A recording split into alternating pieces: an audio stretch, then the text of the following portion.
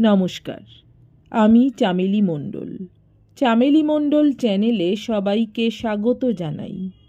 আজকে আমি সুনীল গঙ্গোপাধ্যায়ের লেখা অরণ্যে একা গল্পটি পাঠ করে শোনাবো আপনাদের। আশা করছি গল্পটি আপনাদের বেশ ভালো লাগবে। শুরু করছি আজকের গল্প অরণ্যে একা। জঙ্গলের মধ্যে মধু একা, অথচ সবসময়েই মনে হয় যেন আরও কেউ আছে। জন্তু জানোয়ার আছে, পাখি আছে, গাছের ডাল ভেঙে পড়ে, শুকনো পাতা খসে পড়ে, এ তো জানা কথাই। তবু মাঝে মাঝে কীরকম খুচখাচ শব্দ হয়। মট করে একটা গাছের ডাল ভাঙার শব্দ হয়, আর মধু চমকে চমকে ওঠে। বাঁ পায়ের গোড়ালিটা মচকে গেছে। মধু খুঁড়িয়ে চলে। একটা সেগুন গাছের ডাল ভেঙে নিয়ে লাঠি বানিয়েছে। চলার সময় সে নিজেই শব্দ করতে ভয় পায়। খুব সাবধানে পা ফেলে। মাঝে মাঝেই এদিকে ওদিকে তাকায়। বছর সাতেকের মধ্যে মধু এই জঙ্গলে আর ঢোকেনি। তার আগে এসেছিল হাতিখেদা দলের সঙ্গে। তখন ছিল প্রায় 50-60 জন লোক। একা একা কেউ এই জঙ্গলে এত দূর আসে না। বিশেষত গত কয়েকদিন ধরে তো কেউ আসতে কিছুতেই সাহস পাচ্ছে না। মধুর খিদে পেয়েছে। কাল রাত্রির থেকেই কিছু খাওয়া হয়নি। কখন খাওয়া জুটবে কে জানে। এই জঙ্গলে ফলমূল কিছু নেই। মাঝে মাঝে শুধু অসংখ্য থেঁতলানো বটফল ছড়ানো। ও জিনিস কাকেও খায় না। একটু সাফ সুতরো জায়গা দেখে মধু ধপাস করে বসে পড়ল। হেলান দিল একটা গড়ান গাছে। সঙ্গে সঙ্গে শুকনো পাতায় খসখস শব্দ উঠল। ঠিক যেন কেউ আসছে। মধু চমকে ভয় পেয়ে উঠে পড়তে যেতেই দেখল মানুষজন নয়, একটা ধেড়ে আকারের বেজি। 10-12 হাত দূরে ছুঁচলো মুখ নিয়ে মধুর দিকেই তাকিয়ে আছে। এটা যদি বেজির বদলে মেঠো ইঁদুর হতো, তাহলে মধু দৌড়ে গিয়ে ওটাকে মারার চেষ্টা করত। কিন্তু বেজির মাংস চাঁড়ালেও খায় না, মারাও খুব শক্ত ওগুলোকে। মধু হুস হুস করে শব্দ করল কয়েকবার। বেজিটা ভয় পায় না, ধারালো চোখে তাকিয়ে থাকে এদিকেই। যা ধার ওদের দাঁতে, যদি কণ্ঠনালীটা একবার কামড়ে ধরে। মধু মাটির ওপর তার হাতের লাঠিটা আঁচড়াতে লাগল। তাতেও ফল না হওয়ায় একটা টুকরো পাথর ছুঁড়ে মারল বেজিটার দিকে। সেটা এবার মন্থর গতিতে ঢুকে গেল ঝোপের মধ্যে। তখন মধুর মাথায় আর একটা নতুন চিন্তা এলো। বেজিটা এদিকে আসতে চাইছিল মনে হয়। তার মানে কাছাকাছি কোথাও সাপ থাকতে পারে। সাপের খোঁজ পেয়েছে বোধহয়। মধু শরীর মুচড়ে এদিকে ওদিকে দেখে নিল ভালো করে। গড়ান গাছটায় একটা বড় ফোকর আছে। সেটাই যেন সন্দেহজনক। এই শালা সাপকেই বেশি ভয়। এ জঙ্গলে বাঘটাক আর তেমন নেই। কচ্চিৎ 2-1টা বেরোয়। চিতা দেখতে পাওয়া যায় মাঝে মাঝে। ভাল্লুকও অনেক কমে গেছে। থাকার মধ্যে আছে বেশ কিছু হাতি। তা হাতিকে তো ভয় পাওয়ার সেরকম কিছু নেই। খালি কয়েকদিন ধরে একটা হাতি গুন্ডা হয়েছে।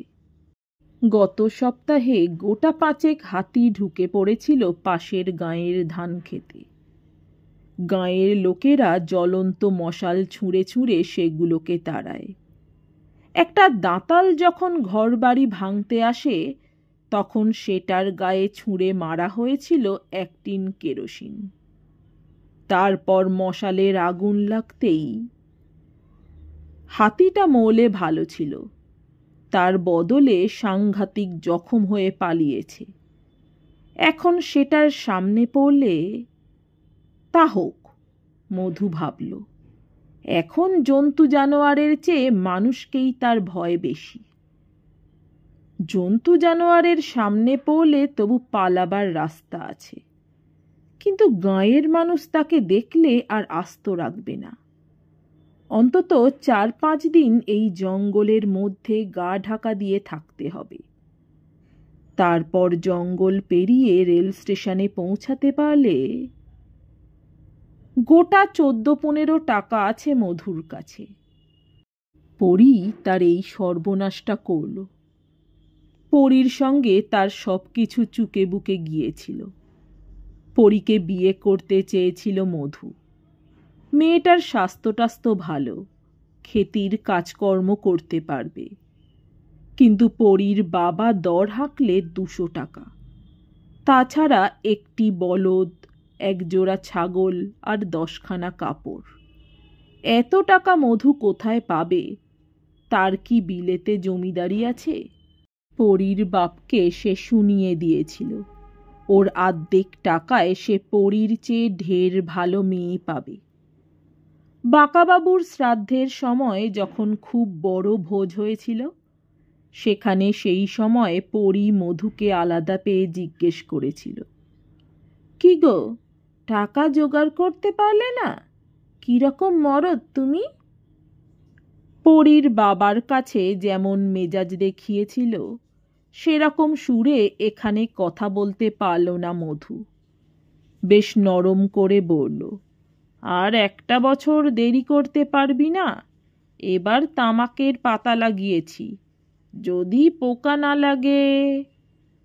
পাতলা ঠোঁটে ফাজিল হেসে পরী বলেছিল, কি করে দেরি করবে আমার বাপ? অনেক লোক যে কাঁড়ি কাঁড়ি টাকা নিয়ে সাজছে। মধু বলল, তোর বাপ টাকা চায় আর তুই কিছু চাস না? পরী কি এক অনির্দিষ্ট কারণে তক্ষুনি তার চুলে বেনি পাকাতে শুরু করে এবং মুখটা অন্যদিকে ফিরিয়ে বলে, টাকা পয়সা জোগাড় করার সামর্থ্য যার নেই, সেরকম কোনো হাড় হাবাতের ঘরে আমি যাব নাকি? এই কথায় দপ করে জ্বলে ওঠে মধু। অত্যন্ত শুদ্ধ ভাষায় বলে, তোর এত টাকার লালসা, তুই শেষ পর্যন্ত কোনো ধনী লোক শ্বেতকুষ্ঠির ঘরে গিয়ে পৌঁছবি। এরপর মধু আর পরীর মুখ দেখতে চায়নি। পরীর বিয়ে হয়ে গেল 1.5 মাসের মধ্যে। স্বামীর সঙ্গে চলে গেল শঙ্কোষের দিকে এক চা বাগানে। বিয়ে করার জন্য মধু 110 টাকা জমিয়েছিল, তাই দিয়ে 1 জোড়া ছাগল কিনে ফেলল। মাস 8 বাদে সেই ছাগল জোড়ার বাচ্চা হলো 3টে।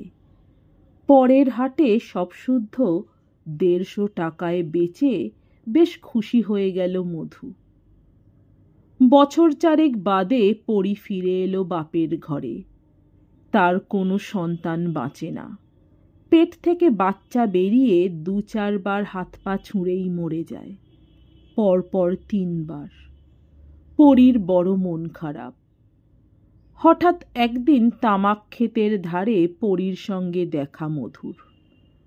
মধু নালা থেকে পাঁক তুলে আনছিল কোদালে। তার ঠিক পিছনে এসে দাঁড়িয়েছে পরী। মুখখানা শুকনো, চোখ দুটো কিরকম যেন ভাসা ভাসা। মুখ তুলে হঠাৎ পরীকে দেখতে পেয়ে খুবই চমকে গিয়েছিল মধু। এ মেয়েটা যেন তার চেনা কেউ নয়। সেই যে রথের মেলায় একবার খুদির মায়ের ওপর যখন ভর হয়েছিল, তখন তার চোখ মুখের অবস্থা যেরকম হয়েছিল, পরীরও যেন ঠিক সেই রকম। মনটা খারাপ হয়ে গেল। ভয়ে ভয়ে জিজ্ঞেস করেছিল, কিরে পরী? পরী খুব ম্লান গলায় বলল, মধু, তুই আমার সর্বনাশ করে দিলি। আমি? আমি কি করেছি তোর? তুই আমাকে সুখে থাকতে দিলি না। নালা থেকে ওপরে উঠে এলো মধু, হাত দুটোতে কাদা মাখা। সেই হাত কচলাতে কচলাতে খুব কাঁচুমাচু গলায় বলল, পরী, আমি তো কখনো তোর ক্ষতি করিনি। আমি গরিব, সেই গরিবই রয়ে গেছি। আমাকে বিয়ে করলে তোকে অনেক কষ্ট করতে হতো, কিন্তু তোর তো ঠিকেদারের সঙ্গে। তুই আমায় সাপমন্নি করেছিলি। তুই বলেছিলি আমার স্বামীর শ্বেতকুষ্টি হবে। সে তো কথার কথা, ঠিকেদার বাবুর তো সে রোগ নেই। আছে, গোপনে আছে। আমার মুখের কথায় কিছু হয় না রে পরি। আমি আমার কথা ফিরিয়ে নিচ্ছি। আমি কি সত্যি তোর ক্ষতি চেয়েছিলাম? প্রতি বছর আমার বাচ্চা হয়ে মরে যায়। তোদের চা বাগানে ডাক্তার নেই, ঠিকেদার বাবুর অনেক পয়সা, কোনো চিকিৎসাতেই কিছু হয় না। মধু খুব দুঃখিত বোধ করছিল পরীর জন্য। সেই সময়েই পরীর চোখ দুটো হঠাৎ চকচক করে উঠল। খপ করে মধুর চুলের মুঠি ধরে ঝাঁকাতে ঝাঁকাতে বলল, হারামজাদা, তুই আমাকে মা হতে দিবি না? এত হিংসে ভরা মন তোর? এরপর থেকে পথে ঘাটে লোকজন দেখলেই পরী ডেকে ডেকে শোনাতে লাগল, মধুর সাপমন্নির জন্যই তার ছেলেপুলে বাঁচে না। কথাটা অনেকে বিশ্বাস করে ফেলে। মধুর দিকে আর চোখে তাকায়। মধু বেচারা পালিয়ে পালিয়ে বেড়ায়।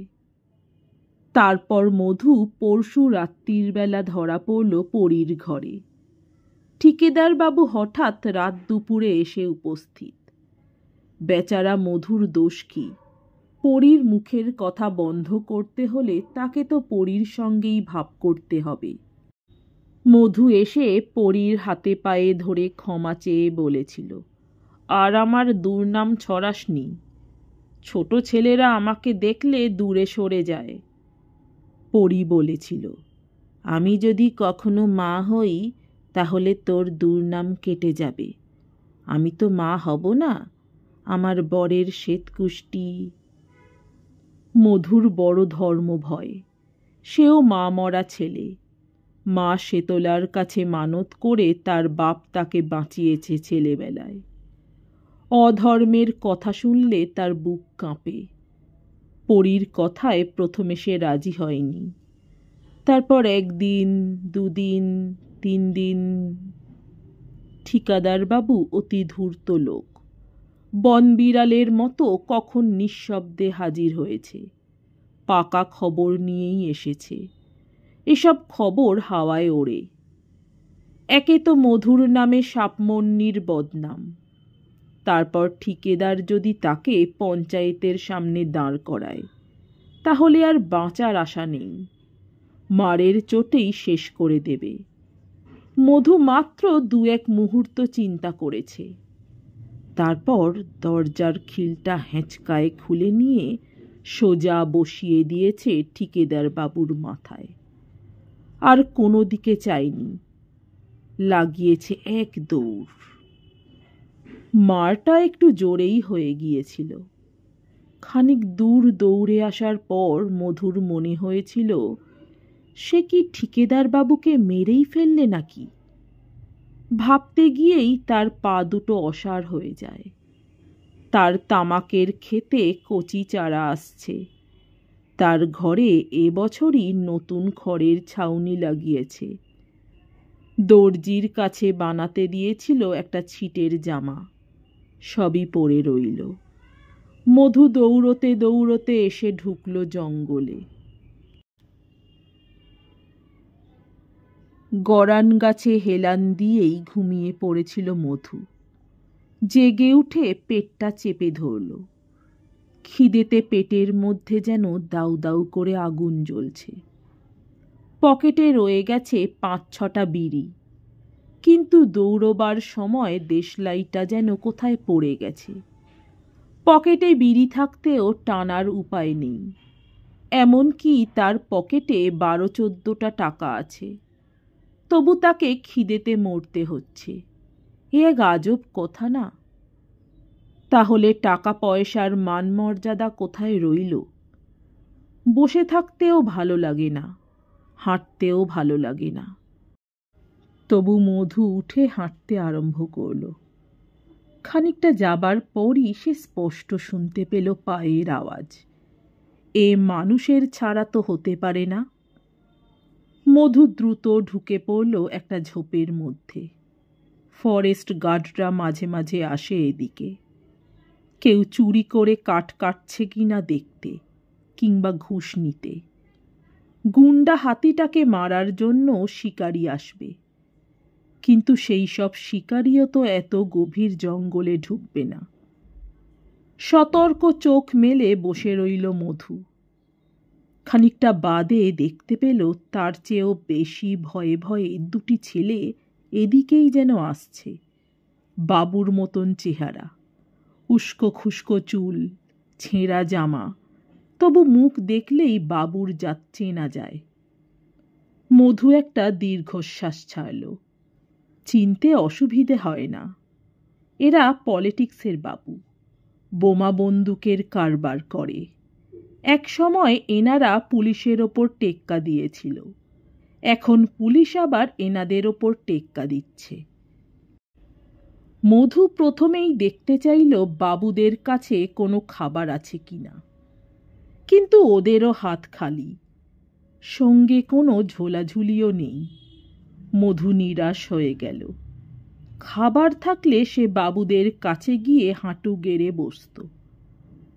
ছেলে দুটি এগিয়ে এসে সেই গরান গাছটাতেই হেলান দিয়ে বসল, যেখানে একটু আগে মধু বসেছিল। পকেট থেকে সিগারেটের প্যাকেট বার করল। ওদের মধ্যে একজন বলল, পাগলা হাতি সব সময় একা আসে না রে। আরেকজন ক্লান্তভাবে বলল, কি জানি। তারপর সে ঘুমোবার জন্য গাটা এলিয়ে দিল। মধু ঝোপ থেকে বেরুবে কি বেরুবে না দোনমোনা করছিল। পরের মুহূর্তেই সে লাফিয়ে উঠল। শুয়ে থাকা ছেলেটিও স্প্রিংয়ের মতন লাফিয়ে উঠে চিৎকার করে বলল, উহ, মরে গেলাম, মরে গেলাম, কিসে কামড়ালো আমাকে। বুঝতে মধুর এক মুহূর্তেও ভুল হয়নি যে ছেলেটিকে সাপে কেটেছে। ঠিক ওই জায়গায় মধুও শুয়েছিল, তাকেও তো কামড়াতে পারত। মা মনসা এত দয়া করলেন কেন তাকে? অন্য ছেলেটা ঝুঁকে পড়ে বলল, কি হয়েছে রে, এত চেঁচাচ্ছিস কেন? অন্য ছেলেটা শুধু বলল, মরে গেলাম, ভীষণ জ্বালা। এই সময় মধু বেরিয়ে এলো বাইরে। সুস্থ ছেলেটি তার দিকে ভয়চকিতভাবে তাকাতেই হাত জোড় করে বলল, আমি গাঁয়ের লোক, কাঠ কুড়োতে এসেছি। তারপর সে অন্য যুবকটির পা দুখানা ধরে ছেঁচড়ে টেনে আনতে আনতে বলল, আপনিও সরে আসুন, ওখানে সাপ আছে। সাপটাকে দেখা গেল না। গাছের কোটরে উঁকি মারার সাহস কারুর নেই। মধু দাঁতের দাগ পরীক্ষা করেই বুঝল মারাত্মক বিষধর সাপ। সাপটা কামড়েছে ছেলেটির ঘাড়ে। ছেলেটি ভ্যাবাচ্যাকা খেয়ে গেছে, কি করবে বুঝতে পারছে না। বিড়বিড় করে বলল, দড়ি দরকার, দড়ি দিয়ে বাঁধতে হবে না? মধুর মনে পড়ল মা মনসার গান, শিরে কইল সর্পাঘাত, তাগা বাঁধবি কোথা। এই বিষ তো এক্ষুনি মাথায় উঠে যাবে। আর 15 মিনিটের বেশি আয়ু আছে কিনা সন্দেহ। মধু মাটিতে একদলা থুতু ফেলল শব্দ করে। তারপর মস্ত বড় হাঁ করে অন্য ছেলেটিকে বলল, বাবু দেখুন তো আমার মুখে কোনো ঘা আছে কিনা। ছেলেটি বলল, কেন? দেখুন না। না, দেখতে পাচ্ছি না। আপনার কাছে ছুরি আছে? ছেলেটি পকেট থেকে একটা ছুরি বার করে দিতেই মধু সেটা দিয়ে সাপে কাটা ছেলেটির ঘাড়ের কাছটা চিরে দিল খানিকটা। তারপর হিংস্র জানোয়ারের মতন সে ছেলেটির ঘাড়ে মুখ দিয়ে রক্ত শুষতে লাগল। একবার মুখ ভরে রক্ত নেয় আর থু থু করে মাটিতে ছেটায়। অন্য ছেলেটি স্তম্ভিতভাবে দাঁড়িয়ে। সাপে কাটা ছেলেটির মুখ মাটির দিকে, শরীরের কোনো সার নেই। মধু পাগলের মতন এক একবার তার ঘাড় থেকে রক্ত শুষছে আর মাটিতে ফেলছে। এর মধ্যে তার বুক ঢিপ ঢিপ করছে সে সময়। যদি তার নিজের মুখে একটুও কাটা ছেঁড়া থাকে তাহলে সে নিজে আর বাঁচবে না। প্রায় আধ ঘন্টা ধরে চলল এই রকম। তারপর মধু একটু পাশে সরে গিয়ে বমি করল। গলায় আঙুল দিয়ে নিজেই বমি করতে লাগলো অনেকক্ষণ ধরে। না খেতে পাওয়া খালি পেটে কত আর বমি হবে। ফিরে এসে সে উল্টে দিল ছেলেটিকে। চোখের পাতা টেনে দেখল, হাত রাখল নাকের কাছে। অন্য ছেলেটি ব্যস্তভাবে ডাকল, অজয়, অজয়। ছেলেটি ক্ষীণভাবে উত্তর দিল, কি? মধু তিরিং করে লাফ দিয়ে উঠে বলল, বেঁচে গেছে। লাফ দেবার পরেই মধু মাথা ঘুরে পড়ে গেল। সে ভয় পেয়ে মাটি আঁকড়ে ধরল। সে ঝাপসা চোখে বলার চেষ্টা করল, আমি মরতে চাই না। সমস্ত আকাশ ও মাটি দুলে দুলে যেন তাকে গড়িয়ে ঠেলে ফেলে দিতে চাইছে। সে কাতর গলায় বলতে চাইল, ওগো, তোমরা আমাকে ফেলে দিও না। একটু বাদেই মধু ধাতস্থ হল। সাপের বিষ তার শরীরে ঢোকেনি। ক্ষুধার্ত শরীরে হঠাৎ লাফ দেওয়ায় তার মাথা ঘুরে গিয়েছিল শুধু। মধু আবার উঠে দাঁড়াল। তারপর বলল, বাবু, আপনি এখানে থাকুন, আমি এনার জন্য জল নিয়ে আসি। কয়েক পা গিয়ে মধু আবার ফিরে এলো। লজ্জিতভাবে বলল, বাবু, আপনার দেশলাইটা দেবেন, আমি একটা বিড়ি খাব। ছেলেটি সিগারেট দিতে চেয়েছিল, মধু তা নিল না। একটু সরে এসে বিড়ি ধরালো। বড় আরাম লাগলো। না খেয়ে তবু থাকা যায়, কিন্তু নেশার জিনিস না পেলে কি চলে? বিড়িতে দু একটা টান দিতেই বেশ মাথাটা পরিষ্কার লাগে। মধু জানে কোথায় জল আছে, সকালেই দেখে এসেছে। আস্তে আস্তে সেখানে এসে দাঁড়ায়। একটা নোংরা জলের ডোবা। একবার সতর্ক দৃষ্টি চালিয়ে দেখে নেয় কাছাকাছি কোনো জন্তু জানোয়ার আছে কিনা। মধু হাঁটু গেড়ে বসল ডোবাটার কাছে। নিচু হয়ে এক আঁচলা জল তুলল। তারপর আবার সোজা হতেই অদ্ভুত এক অনুভূতি হলো তার।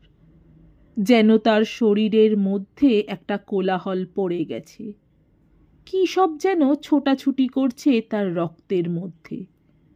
মধু বুঝতে পারল এর নাম আনন্দ। এরকম আনন্দ সে জীবনে কখনো বোধ করেনি। সে একজনের প্রাণ বাঁচিয়েছে। একজন যে নিশ্চিত মরে যাচ্ছিল, তাকে মধুই বাঁচিয়েছে। তার ভেতরের এই আনন্দ যেন তার শরীর ফেটে বেরিয়ে আসবে। অঞ্জলি ভরা জল নিয়ে মধু ওপরের দিকে তাকালো। এক চিলতে মাত্র আকাশ দেখা যায়। জঙ্গলের মধ্যে একটা অন্ধকার অন্ধকার ভাব। সমস্ত গাছপালা যেন তাকেই লক্ষ্য করছে। মধু কাঁদতে লাগলো নিঃশব্দে। তার চোখের জলের ফোঁটা পড়তে লাগলো তার হাতের জলে। কোনো এক অদৃশ্য কর্তৃপক্ষকে সে মনে মনে জিজ্ঞেস করল, আমি ঠিকেদার বাবুকে রাগের মাথায় মেরেছি, তার বদলে আমি আর একজনের প্রাণ বাঁচালাম, এজন্য কি আমি ক্ষমা পাব না? কেউ উত্তর দিল না মধুকে। নমস্কার, আমার গল্প পাঠ ভালো লাগলে, আরও এমন গল্প শুনতে চাইলে অবশ্যই আমার চ্যানেলটি সাবস্ক্রাইব করে দেবেন। লাইক, কমেন্ট, শেয়ার করতে ভুলবেন না। অনেক ধন্যবাদ।